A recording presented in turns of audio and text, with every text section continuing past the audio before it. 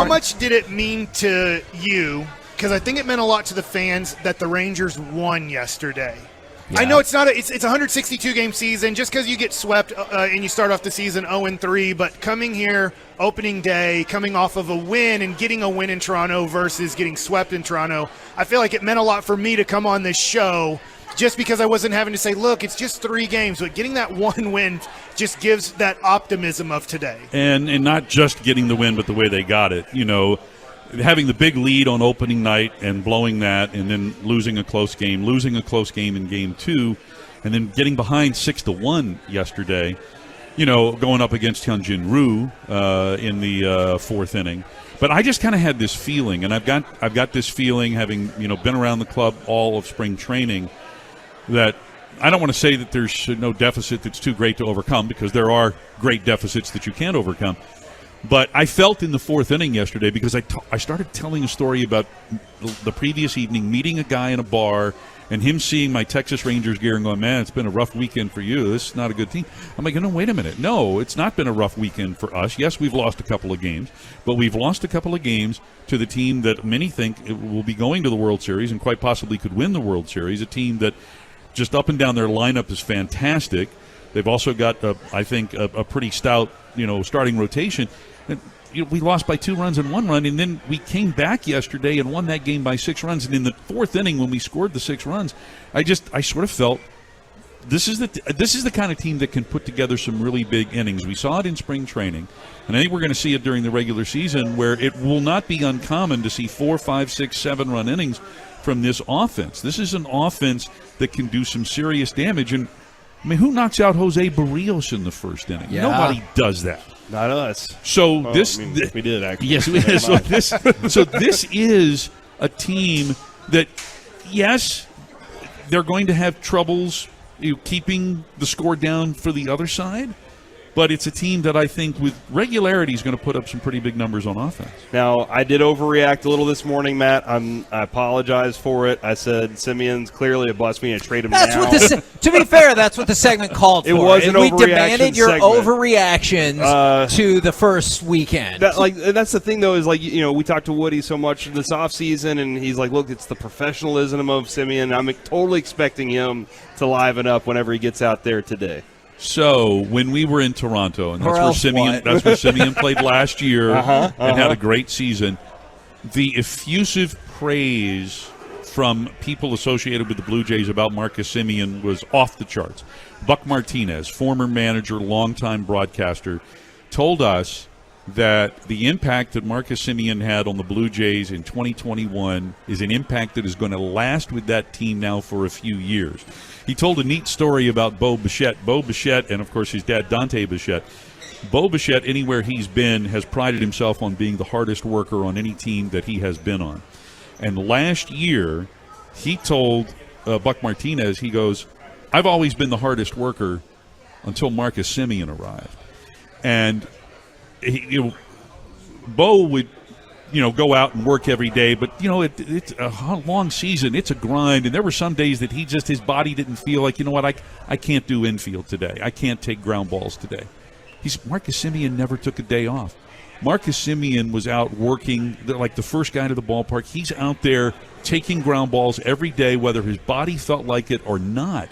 And so Bo was like, dude, how do you do this? Why do you do this? And his response was, I love to play baseball. So that's something that work ethic just kind of like, if Marcus Semien's doing it, we've all got to be on board. And, that helped carry Toronto within a game of making the postseason last year. Is that what he's talking about when he's like the guys that he wanted? They love the game. So, it's not work. It's not. To Marcus Semien, it's not. I love playing baseball. So then Buck Martinez went on. He's watching Bo during spring training, and spring training, Bo is doing everything, and he's not taking any time off or whatever. And Buck comes up to him, and he goes, man, what's the deal? And Bo says to him, I love baseball. It's awesome. So, I mean, that's the kind of impact that Marcus Semien, and I talked to other guys. There's the bullpen catcher for the Toronto Blue Jays is a guy that I've known since 1998 because he was our starting catcher when I was in AA El Paso. And Alex Andriopoulos has been with the Blue Jays for over 20 years. He's seen so many good players come and go. I said, Alex, tell me about Marcus Semien. He goes, the best. I go, what do you mean the best? He goes, best player we've had on this team from any standpoint since I've been here. And he's been with the Blue Jays for over 20 years. So, I mean, this is not just some people going, saying what you're supposed to say. Yeah, he's a hard worker. He's a good guy. He'll be great to have on your team. He was good for us. These are guys that have been in the game for a long time going above and beyond and saying, you've got a real unique gem in Marcus Semien. I always say this, and I tell kids this all the time. Kenny Rogers, different probably personality than Marcus Semien. I don't know him, but Kenny was, he could be a little we all saw the thing with the cameraman. I got it. And then, red ass is the term that we use. But sure.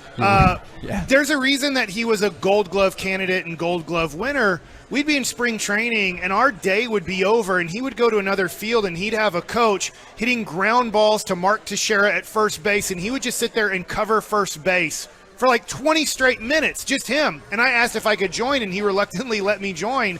But that's the inspiration, right? That you watch a Kenny Rogers. Well, why is he a great defensive pitcher? Well, because he does more than just what is asked of you. He will then take comebackers and then cover bases and take little bunts where I know people don't bunt too much now, but I'm going to take bunts and I'm going to work on my throws to third base on these bunts. So when it happens in a game, which is rare, but when it does, I've done this for hours more than the other guy has in spring training. So then I don't have to think about it. Yeah.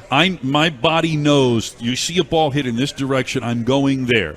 Ball's hit in the other direction, I'm going here. It's something that your mind is just programmed because you have made yourself do all of that hard work in advance. Yeah. I'm very interested in today's game. We got Taylor Hearn on the hill, and he's a personal favorite of ours as the show. He's a Tolo. Yeah, because we've gotten a good chance to get to know him over the years. What are you looking forward to from Taylor today? I think Taylor is the kind of guy that can seize this moment. One of the things that I was impressed with during spring training was his refinement of his fastball. Now, you hear talk about, he's got a cutter, he's got a new slider. He explained to me yesterday that essentially his cutter is his old slider, that he's refined to be maybe a little bit harder, maybe not as much break, and so he's put more work in on the new slider. But I think that for Taylor Hearn, everything plays off of how is he locating his fastball, how is he using his fastball, and he seems to me to have supreme confidence in that pitch right now. I'm really curious then, and I don't want this to sound particularly negative. I just feel like it is realistic. You said you feel like he can seize the moment. How much does he kind of need to seize this moment as well in terms of like being a viable starting pitcher going forward? Not just today, but you know what I mean. That's a good question because I think he probably does need to seize the moment today. He's been given this opportunity to be the starter for the home opener. A lot of people are going to be in the ballpark. You want to go out there now. It's early in the season, so depending upon his pitch count, we might only see him for 4 innings. We might see him for 5. We saw Dane Dunning for 5. And I think maybe he needs to do that. One of the things that has been a challenge for him has been pitch efficiency in the past. And so for him to get 5 innings today, he's going to need to be efficient and not nibble, and that's where the confidence comes in, where you've got a really good fastball and you've worked on some other pitches that can help to complement that. But if he can be effective with that fastball, be dominant, be aggressive with that pitch, then I think that's going to help his pitch efficiency today.